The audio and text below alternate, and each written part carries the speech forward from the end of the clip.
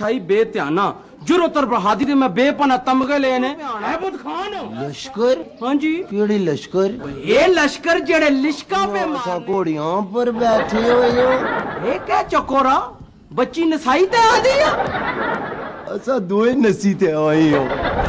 तू ते रोज नसया कर नसन नाल सेहत बढ़नी पर इस कुड़ी की किया नसाई कटवी ते कुकड़ की नहीं आए हो और कोई टूमा शुमा भी आंदियां ने?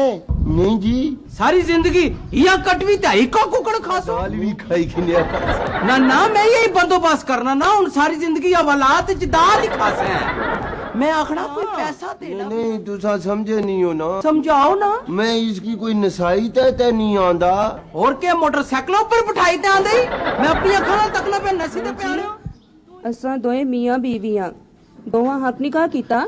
कोई सबूत दियो कोई कागज शागज कोई लाइसेंस शंस ए माड़ा खामन दा कोई ट्रक ते नहीं मारे वाले मैं अप्लाइड फॉर वो ते मां नजर प्याना है ताड़ियां चिट्टा भी नहीं लथियां।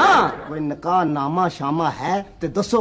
निकाह नामा था जी कौन से पर फ्रेम कराई किल्ली डल टंगया होया जियो निकाहनामा कौन से और लूर लूर पे फिरने हो चुलसो ना थाने निकाहनामा ऐसी ते फिर छोड़ सा निकाहनामा आपो किस तरह सी जी उसनिया ते टंगा ही कोई नहीं। और ऐसी कदे तुसा इजाजत दियो ना तो मैं उन्हें की नहीं ऐसा किस तरह मैं जादू भी जानना यो।